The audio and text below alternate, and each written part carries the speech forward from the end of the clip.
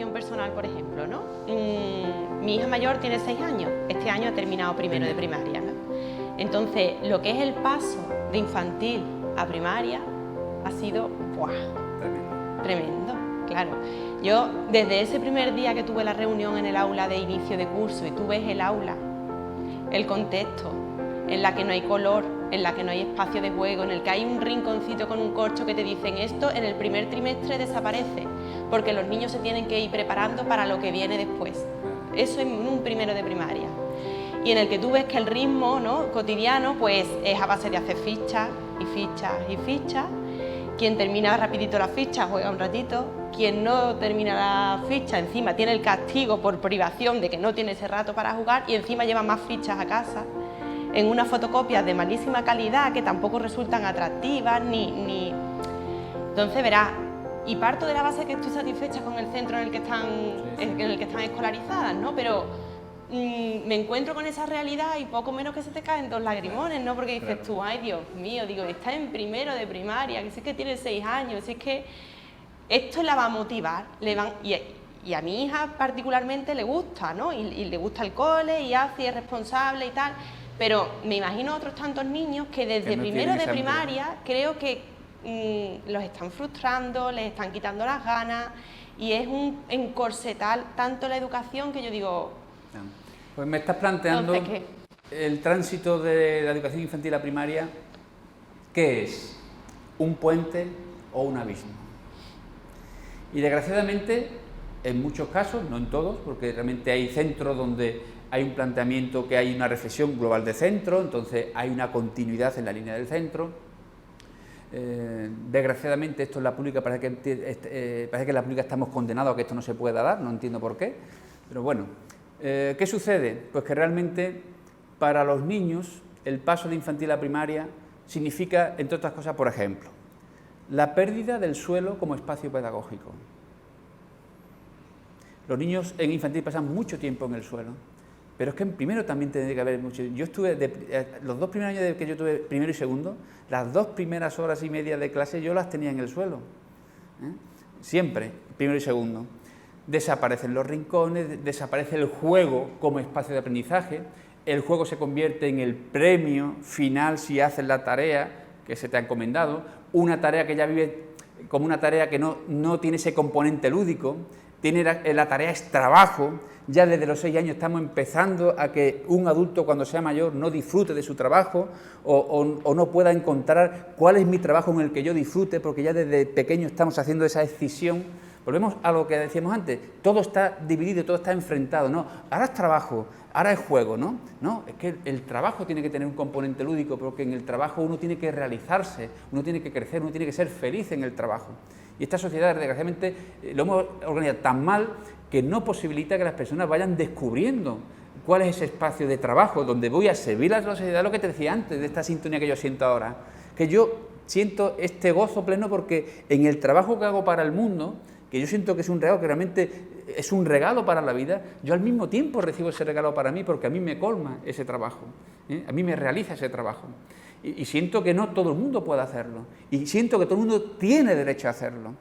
Entonces, por ejemplo, una de las cosas que tenía que tener los derechos de la ONU, reconocido hay un derecho que no tienen los niños reconocidos, y es el derecho al tiempo que necesitan para madurar, al tiempo que necesitan. El tiempo no está recogido en ningún sitio, el derecho al tiempo. No se le puede forzar a un niño a un tiempo diferente a su propio ritmo. ¿Pero por qué? ¿De dónde esa presión del tiempo? Y no está reconocido el derecho al tiempo.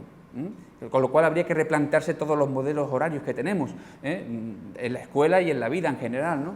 Entonces, ¿qué sucede? No lo plantea muy bien. Cuando dice, no, es que ya le han dicho que esto lo tiene que hacer ya para prepararlo. Cuando yo explico, cuando hablo del descanser y hablo de las estaciones del año, yo digo, escucho las palabras, ¿no? La estación es la acción de estar. Entonces yo voy planteando que cada estación del año no solo es un cambio climatológico, no solo un cambio de clima, es un cambio de tiempo con mayúscula. Este es un problema de nuestra cultura. El hombre del tiempo es el meteorólogo, antes era el filósofo y el poeta, ¿no? No, porque nos han secuestrado el tiempo también. No solamente porque no tenemos tiempo, sino porque nos han secuestrado el sentido profundo del tiempo. Esto es algo que un maestro tiene que recuperar. El tiempo no puede estar medido en la escuela por horas, por cronómetros, por unidades de tiempo muy cortas. Tiene que estar medido por entrega, por un latido mucho más hondo del tiempo, en la que el maestro sirve que en esa hora de tiempo ya no es el dios Cronos, cronómetro, sino el kairos, oportunidad de ser un momento en el que yo me entrego a la vida a través de estos niños, ¿no? Entonces, claro, ¿qué sucede? Pues que la mejor forma de preparar una estación no es adelantarla, sino vivir plenamente la anterior. O sea, la mejor forma de preparar la primavera es vivir plenamente el invierno. Es decir, estar en el tiempo del invierno en lo que corresponde al invierno: recogimiento, lentificación, quietud, reducir al máximo los viajes, los desplazamientos, las actividades. Hay que estar bajo mínimos, en invierno hay que estar hibernando. Es el tiempo de la lectura, de la reflexión, de la recarga, de estar en casa. Nos ayuda también el tiempo de fuera, porque el frío nos invita a estar más recogidos, ¿no? Pero si yo estoy en pleno invierno, pues en una dinámica totalmente frenética hacia afuera, en un activismo desenfrenado, continuamente hacia afuera, pues resultará que cuando llegue la primavera no habrá un renacimiento, no estará naciendo nada nuevo, será una continuación, una prolongación de lo mismo. Entonces, esto mismo lo llevo ahora al ámbito educativo y digo, la mejor forma de preparar a los niños para la secundaria no es secundarizar la primaria. La mejor forma de preparar a los niños para la educación primaria no es adelantarlo en la educación infantil. Dicho de otra manera, la mejor forma de preparar a un niño para la primaria es que la educación infantil viva plenamente lo que corresponde a su etapa. No se trata de adelantar etapas, no se trata de quemar etapas, sino de vivir plenamente lo de cada etapa. Pero sí es verdad, tú en eso como madre lo ves, pero yo también te quiero colocar ahora en la mirada del maestro, la situación del maestro. O sea, hay muchos maestros que sienten la presión de la familia, ya no solamente social, que es una presión más global, más general, que está ahí también como una mole, ¿no? Ella también la presión inmediata de las prisas de algunos padres. Porque si yo, maestro de infantil, ¿vale?, me dedico todos los años de infantil a que los niños no hagan ficha. Tú imagínate que llega tu hijo a tu casa y no lleva ni una ficha. Hemos estado todo el día haciendo dinámicas expresivas, corporales, relacionales, pero no lleva nada escrito. Tú piensas que el maestro no hace nada, que el niño está todo el día jugando. ¿Qué le va a pasar al niño cuando entre en primero? Entonces, también en la familia entra esa angustia y muchas veces las familias presionan a los maestros para adelantar los procesos. Que el niño lea cuanto antes mejor, que el niño ya sepa cuanto antes mejor. Ahí ha habido una especie de fenómeno en la que hemos entendido mal, creo yo, las potencialidades tremendas con las que vienen los niños. Eso para mí es una evidencia. Los niños cada vez vienen más potentes, a todos los niveles, con una energía tremenda. Por eso no es que sean hiperactivos, que habrá alguno hiperactivo, yo no digo que no, pero la mayoría no es que sean hiperactivos, la mayoría es que vienen con una cantidad de energía que nosotros no sabemos encauzar. Nuestra forma de organizar los espacios, los tiempos, la vida, las actividades, no permite que esa energía de los niños se encauce, la reprimimos y en ese principio de acción-reacción el niño explota, ¿no? Entonces, claro, ¿qué sucede? Que hemos entendido que el que los niños tengan estas capacidades, pues tenemos que hacer ya niños con 7 años que son ya pequeños Mozart, pequeños Beethoven, pequeñas Pavlova, pequeños Maradona. Es decir, queremos ya que los niños destaquen en todo. A veces incluso se da una cosa que para mí es un poco paradójica, ¿no? Hay niños que aparecen con una sobredotación intelectual y se les lleva a sitios donde les sobredotan más todavía de lo que ya están sobrados, ¿no? Claro, va a ser una persona con una sobredotación intelectual impresionante, pero unas carencias tremendas en lo relacional, en lo emocional. Pues si ya el niño viene sobrado de esto, abordemos aspectos que le equilibren como ser humano y como persona, ¿no? Lo emocional no viene a desbancar a lo intelectual. Yo creo que es una puerta que se nos abre para recolocar las cosas en su sitio. Entonces, a veces, por ejemplo, con la lectoescritura es algo muy evidente. Hay una presión, en esto ha habido un deterioro en muchos sitios. O sea, antes la educación infantil era crear las condiciones madurativas del niño, de actitudes, de prerequisitos, para que cuando entrara en primero se iniciara en las mejores condiciones el aprendizaje de la escritura, que no es nada fácil. Claro, te aprenden los niños que tienen entornos favorables, que son niños dotados, pero nos cargamos ya para los restos a los niños que están en peores condiciones. Entonces, a veces también los padres presionan con sus prisas, presionan con sus prisas. Yo, de hecho, tuve, como cuando cogí primero, era la primera vez que se iba a hacer en el colegio, no se iba a seguir una cartilla, aquellas cartillas, sino que se iba a seguir un método mucho más abierto que permitía que cada niño, el niño aprendiera más por lo fonético, por lo silábico, por lo global. Es decir, era un método que permitía pues, que cada alumno pudiera aprender según sus propias características personales, con una cosa que era bastante evidente, era que era un aprendizaje comprensivo, es decir, que el niño iba a comprender lo que leía. Cosa que a veces no pasa con otros métodos de lectoescritura, donde el niño no se engaña, porque es verdad que lee, pero no comprende lo que lee, más bien descifra que leer, ¿no? Entonces, claro, es verdad que parece que está leyendo, pero no se entera muy bien de lo que lee, y como todo el proceso de escolar es a través de libros, es a través de lectura, por eso le cuesta tanto al niño ponerse delante de un libro, porque no lo entiende. Es que libros que están escritos en un lenguaje, con unas estructuras sintácticas no adaptadas para los niños, libros para niños canarios o andaluces escritos por una persona con mentalidad de Valladolid o de Asturias, es decir, que realmente son muchos elementos, es un puzzle muy complejo la educación. No podemos simplificar porque son muchas piezas que hay que encajar adecuadamente, ¿no? Pero desde luego, ya para ultimar lo que tú planteabas, un aspecto fundamental es el respeto a lo propio de cada etapa, vivir plenamente cada etapa, no tener prisas, no acelerar los procesos y no quemar etapas.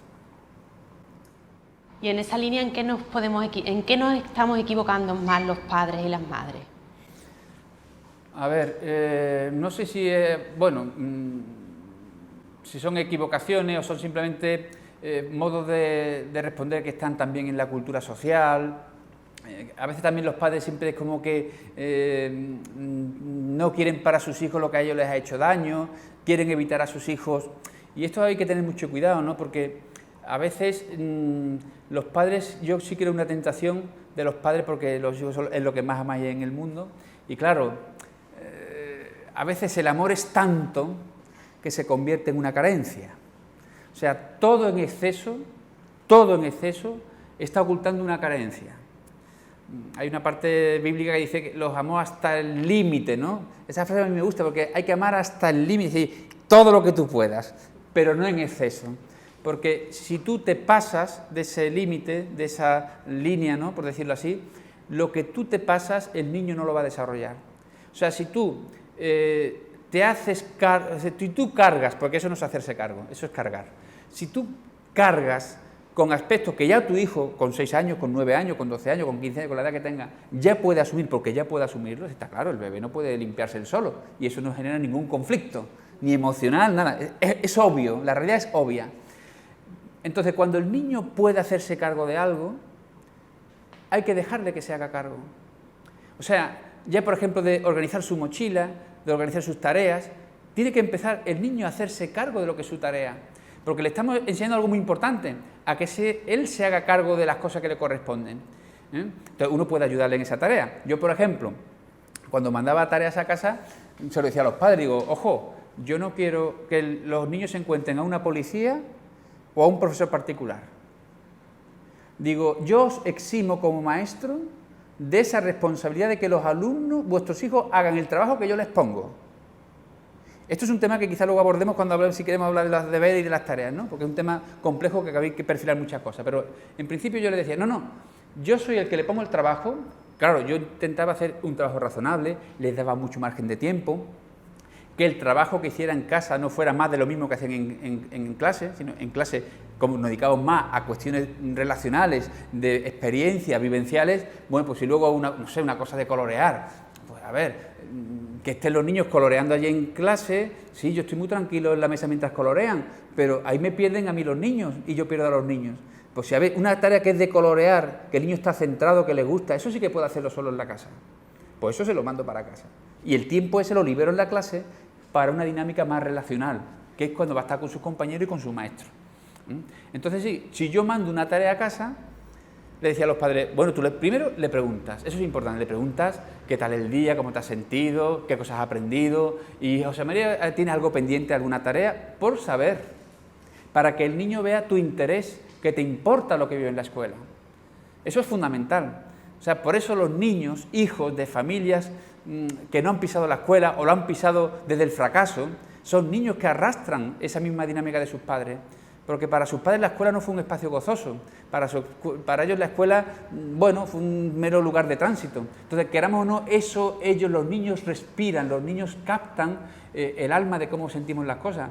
Entonces, cuando para ti la escuela es un lugar, es un aparcamiento de tu hijo, es un lugar donde ahí lo tienen ocupado, realmente tú no vibras, tú no valoras el trabajo del maestro, tú no vibras con lo que está haciendo el niño y el niño eso no lo valora. Entonces, yo sí le pido eso a los padres, que le pregunten, que sientan que para ti es muy importante el tiempo que están en la escuela, que para ti es muy importante y honras y quieres en lo profundo de tu corazón al maestro o a la maestra que tenga a pesar de sus defectos, que eso también es importantísimo, pero hasta ahí. Bueno, ¿tienes tareas? No la hace. A la tercera, dice, bueno, pues mañana José María se la apañará contigo, porque es un trabajo que pongo yo. Entonces yo como maestro no tengo por qué hacer responsable a los padres de una tarea que los niños tienen que hacer, o algo que yo soy el responsable de la tarea que hace, aunque sea en casa, porque se la mando aunque la hace en casa, pero es un trabajo que le mando yo desde el colegio, y es una tarea escolar, aunque el niño la haga en la casa. Entonces, bueno, yo sí pediría eso a los padres, ¿no? Sí pediría creo que los padres se pueden estar equivocando, entre comillas, porque en las prisas también es lo mismo. A ver, porque no son equivocaciones, son formas de latir nuestra cultura. Es lo que nosotros respiramos y tú acabas interiorizando. Pues tú acabas con la prisa, estás viendo que hay una gran competencia social, entonces no quieres que tu hijo, para que pueda tener un puesto donde esté bien, va a tener que competir con otros tantos, y se nos van filtrando una sociedad donde en lugar de cooperar aprendemos a competir. Todo eso está ahí presionando también a los padres, ¿no? ¿Nos falta entonces formación a los padres? Porque yo a veces me hago la pregunta de ¿nos falta información, formación, sentido común? Porque también hay una diferencia entre la crianza o la educación natural, de manera espontánea, y la aprendida, ¿no? Hay padres que a lo mejor no sienten ningún tipo de interés o de preocupación por lectura de cosas relacionadas con el desarrollo evolutivo de los niños, ni con la educación, ni nada, y simplemente actúan como padres y madres de manera innata o según los modelos y las referencias que han tenido anteriormente. Y a lo mejor hay otros padres que, bueno, pues a veces incluso puede resultar excesivo la preocupación por formarse, por aprender y que resulte todo como muy medido en cada momento, ¿no? Muy meditado previamente. Entiendo que el término medio es lo que debe de primar, claro, como casi sí, pero siempre, ¿no? Pero la formación, o sea, yo creo que sí es un elemento fundamental en la comunidad educativa. O sea, yo cuando prefiero no solamente los padres, cuando entiendo ya padres, madres, abuelos, porque a ver, hay que reconocer que hoy los abuelos están desempeñando un papel fundamental en la educación de muchos niños que están siendo cuidados y atendidos por sus abuelos. Entonces, no es solamente escuela de padres, habría que hablar ya de escuela de abuelos y abuelas, escuela de titos, escuela de cuidadoras, es decir, porque todos somos responsables de la educación de los niños.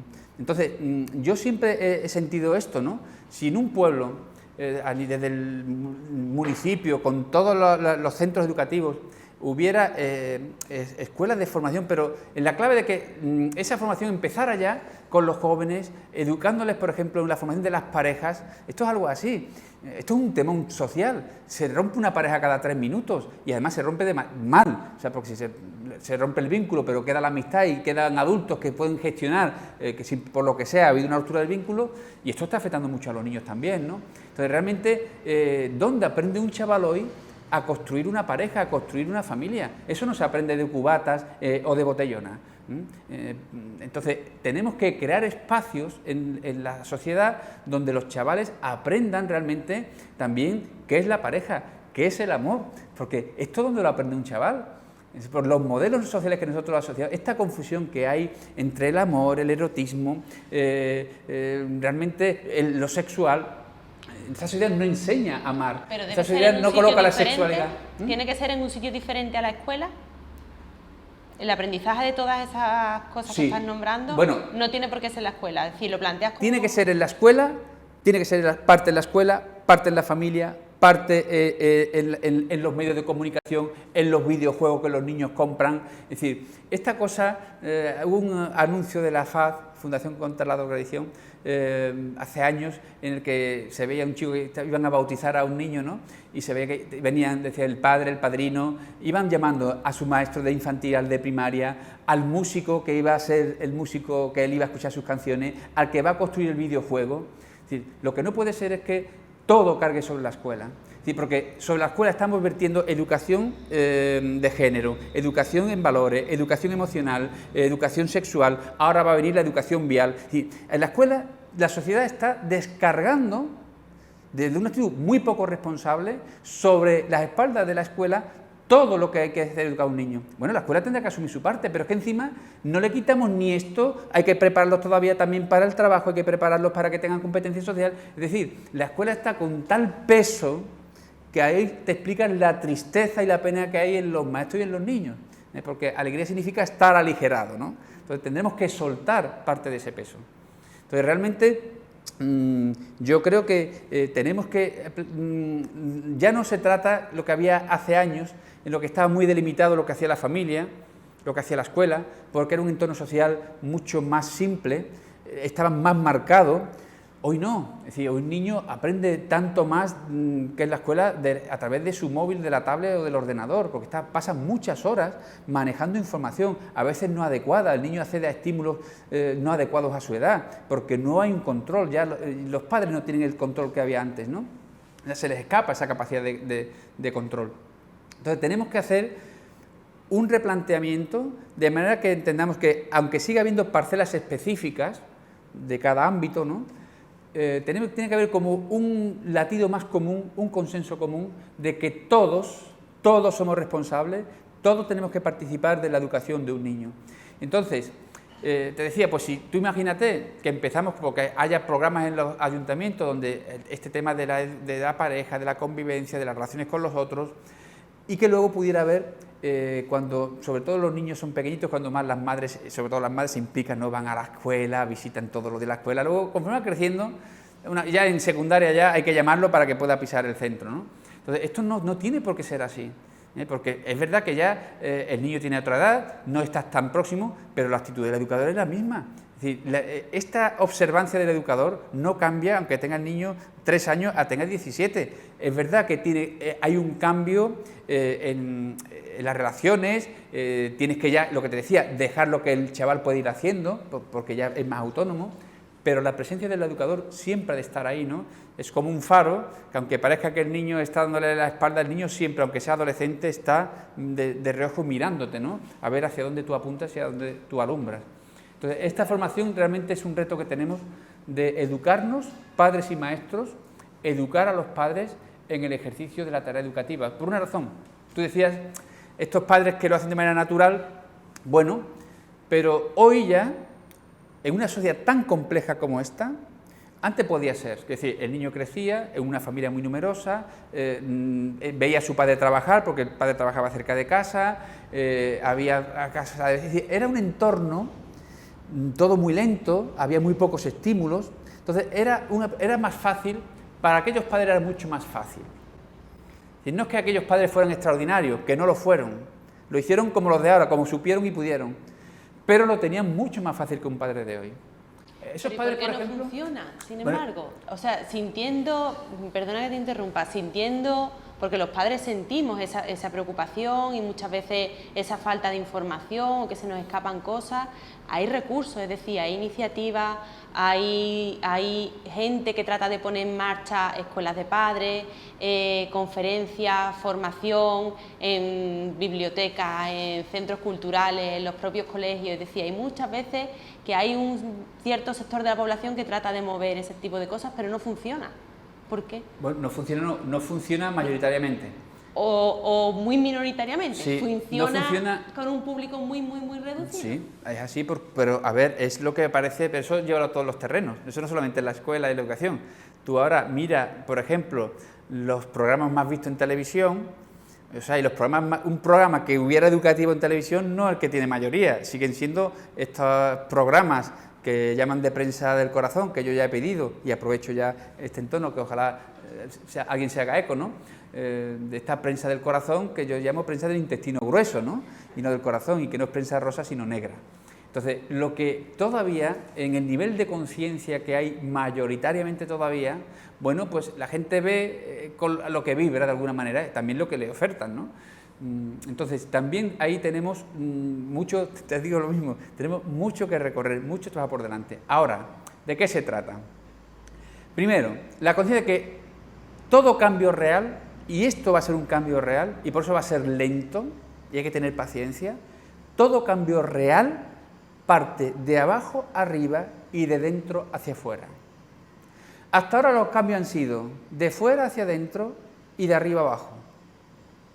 Y por eso no han cambiado las cosas grandemente, ¿eh?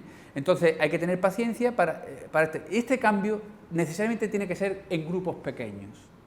Yo siempre digo, porque claro, yo ahora me muevo mucho por toda España y yo veo que hay mucho movimiento, o sea, hay mucho movimiento. Lo que pasa es que es un movimiento que no se ve, o sea, hay escuelas haciendo un trabajo impresionante, hay escuelas de padres funcionando por muchos sitios, hay padres, o sea, hay padres que hoy están dando una educación a sus hijos como nunca ha recibido un niño humano, como nunca. Entonces, eso también hay que verlo, que no es toda la gran masa de población la que lo hace, evidentemente que no. Entre otras cosas porque todo trabajo de conciencia no puede ser masivo, la masa por definición es inconsciencia, es manipulable. Estamos en un movimiento que yo le llamo de los muchos pocos. Es decir, hay unos poquitos de padres aquí, otros poquitos de padres aquí, de maestros aquí y allí, pero somos muchos pocos, que seguimos creciendo. Yo diría de una manera exponencial. Y el día menos pensado, no sé cuándo será, algo sucederá que realmente se dé un cambio cualitativo y también cuantitativo. Mientras tanto, ¿qué nos corresponde a lo que ya tenemos esa conciencia? Seguir caminando, paso a paso, sin prisa y pausadamente. ¿Y cómo puede ser la organización familiar, personal, para que haya tiempo de descanso personal, tiempo de dedicación a los hijos, tiempo de cubrir con las obligaciones del trabajo o del hogar? ¿Cuál podría ser una organización ideal o perfecta? Bueno, pues eso cada uno tendrá que, también en función de las condiciones personales de cada uno, va haciendo. Si, por ejemplo, mira, yo recuerdo una de las dinámicas que hicimos en la Escuela de la Comunidad Educativa de Formación de Padres, era una especie de como tartita de queso en porciones, ¿no? Y eran sobre todo madres. Tenían que ir rellenando, haciendo como un gráfico así, de qué ocupaban su tiempo. Y entonces luego les dije que pintaran en rojo el espacio del día que sentían que era para ellas. Allí no había rojo por ningún sitio. Entonces, ¿qué sucede? Sucede que también hay, sobre todo las madres, hay que hacer un replanteamiento. Es decir, si nosotros colocamos, a ver, el colocar al niño en el centro, si cuando tú colocas al niño en el centro, generas una periferia. En este caso el padre queda periférico.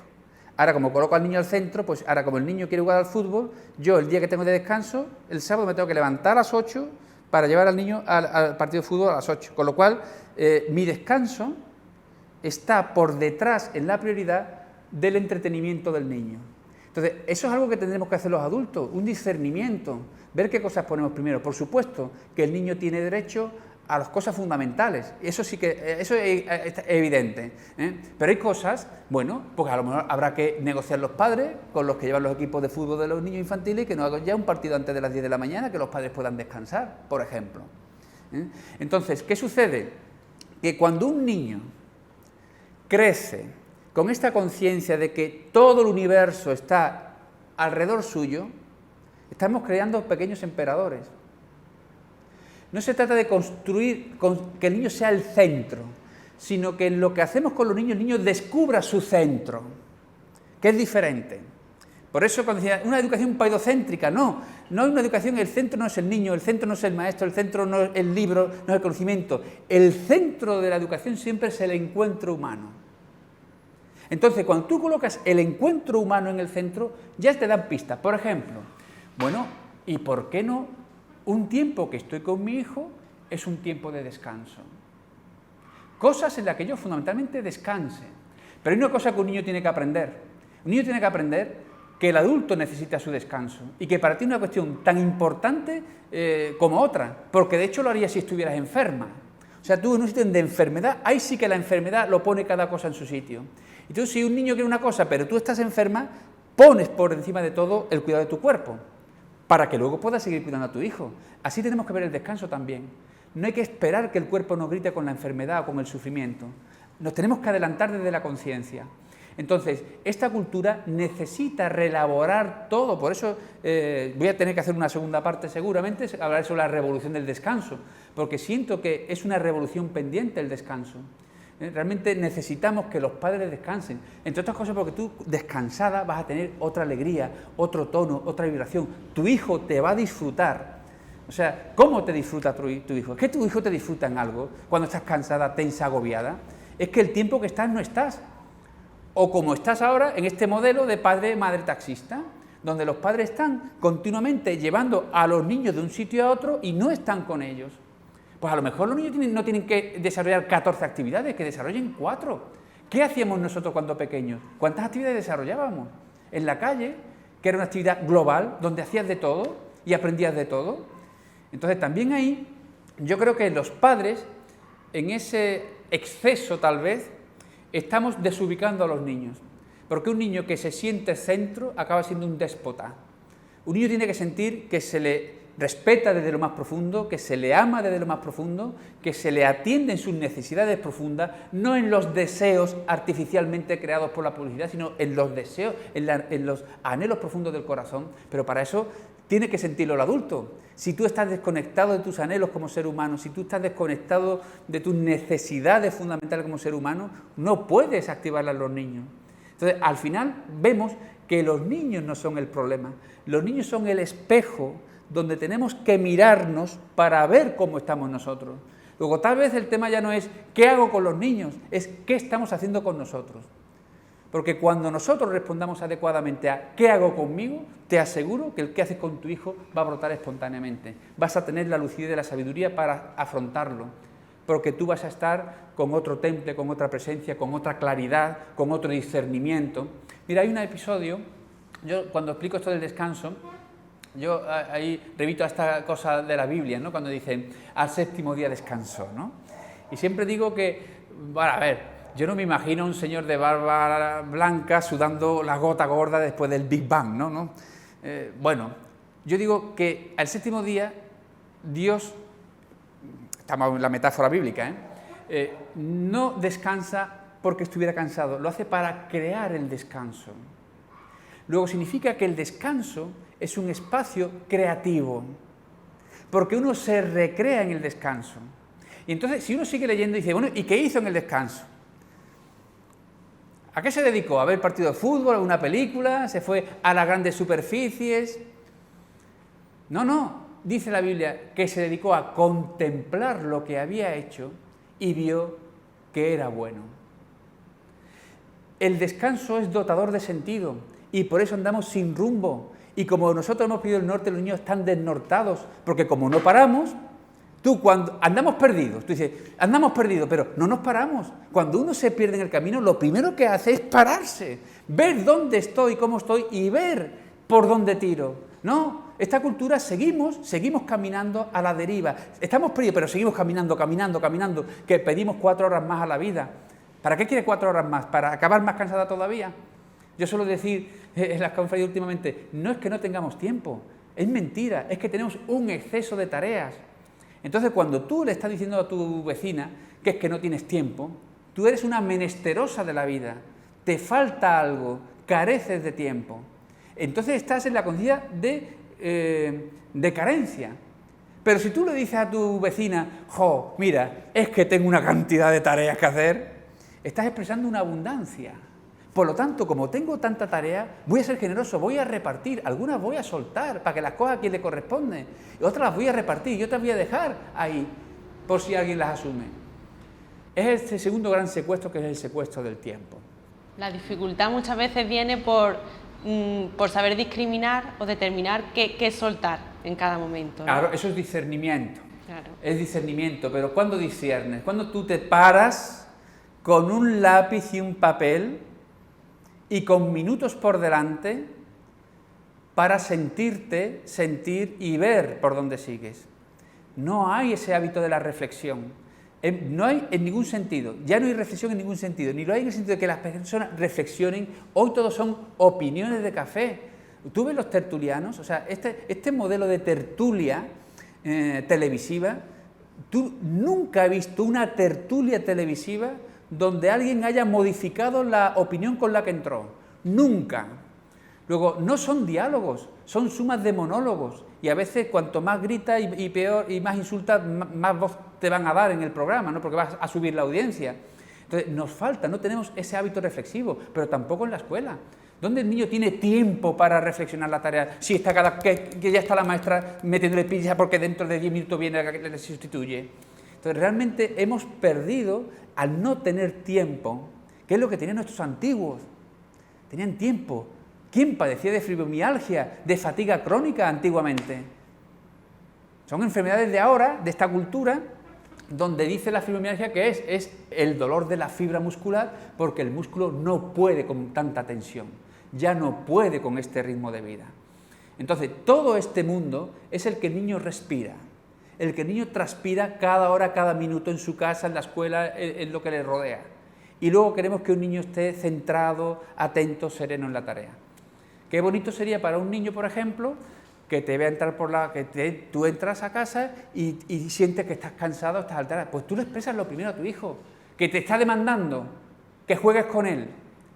Pero tú tienes que decirle, mira, ¿cómo se llama tu hijo? Marina o Irene.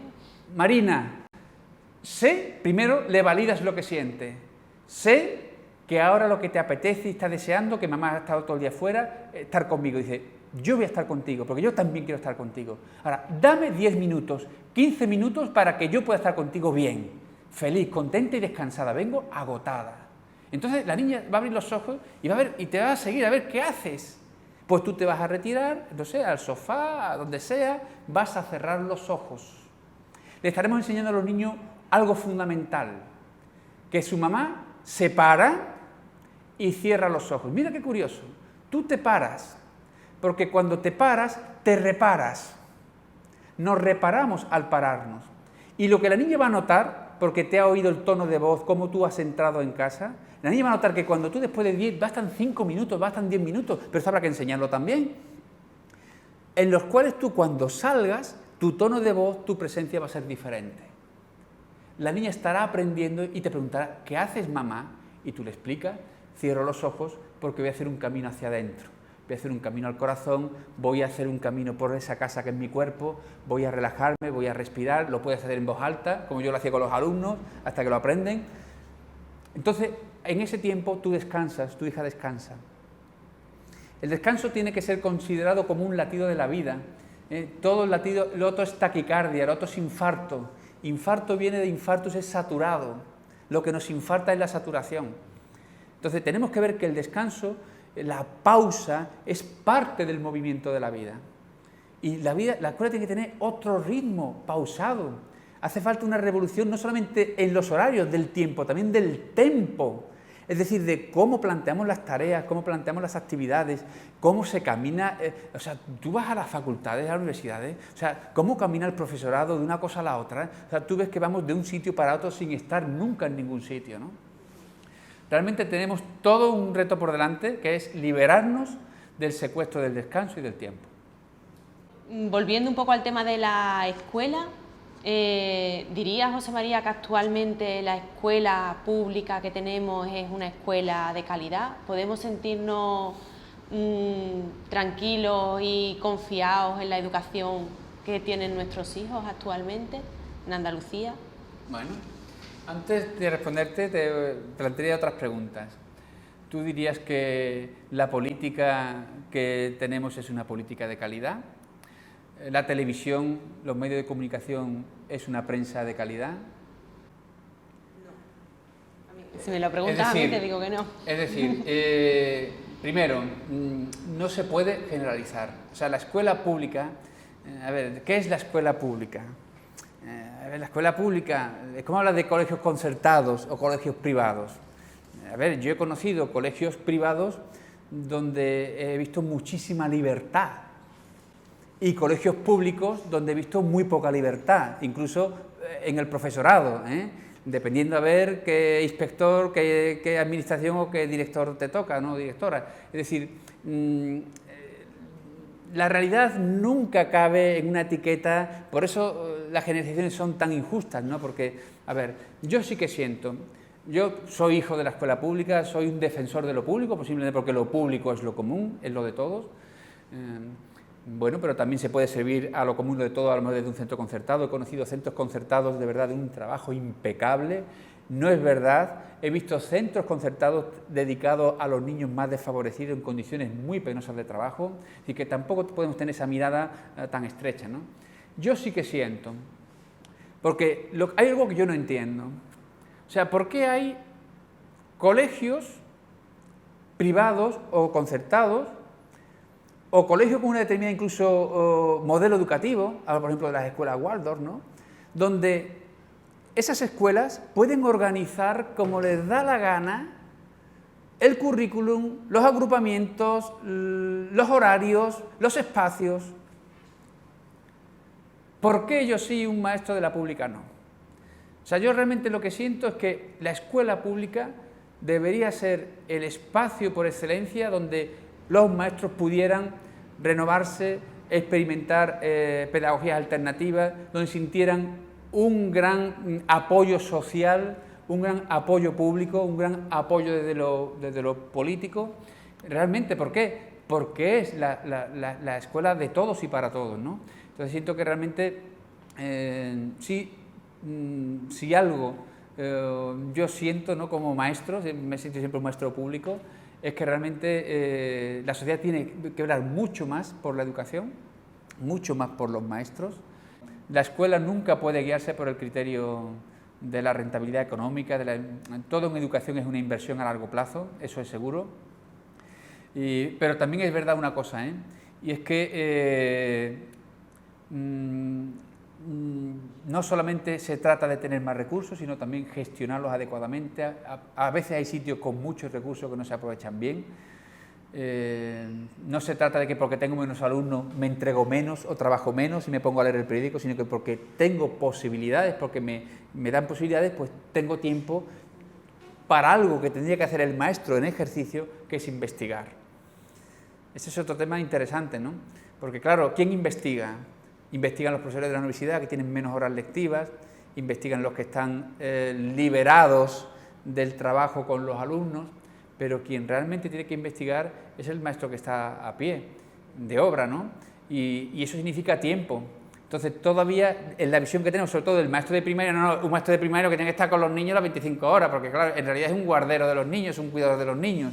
No, es que un maestro de infantil, una maestra de primaria, necesitarían en su horario profesional tiempo para lo que hablamos antes de la reflexión, para reflexionar. Claro, yo eso lo hacía en plan voluntario fuera de la casa, porque también estaba soltero. Entonces tampoco puede ser que esas tareas que enriquecen tu trabajo, que lo alegran y que encima te aportan, siempre sea a costa del voluntarismo o de tu familia, ¿no? No, eso que esté en mi horario de trabajo también, ¿no?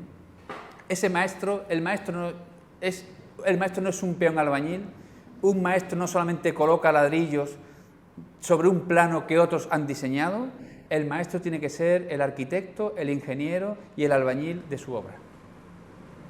Bueno, y ya así como para terminar, si relacionamos todo esto de lo que venimos hablando con el sistema educativo de Finlandia, ¿consideras que para nosotros es un modelo, un ejemplo válido a seguir o es algo utópico? Primero, Finlandia es el fin del mundo, ¿vale?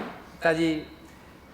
Mira, el éxito no es del sistema educativo finlandés solo, es toda la sociedad finlandesa la que se tiene que poner la medalla de que llevan más de 40 años con un mismo modelo educativo, una sociedad que ha sabido valorar el papel de los maestros, de manera que si yo hubiera estado en Finlandia, mi profesor no me habría dicho eso de por qué estudia magisterio, porque allí es de las profesiones más reconocidas, mejor pagadas y a las que más se les exige.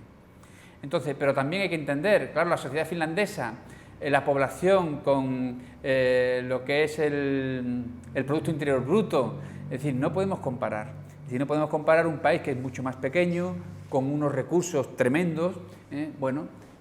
Yo sí creo que hay que mirar otros modelos educativos para desde ahí poder releer el nuestro, ¿no?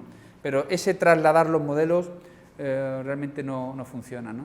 Aquí tenemos el reto de crear en el sur, porque esto es un movimiento del corazón, es un movimiento del sur, que en el sur podamos crear también una pedagogía de altura, no tan fría y un poquito con más pasión.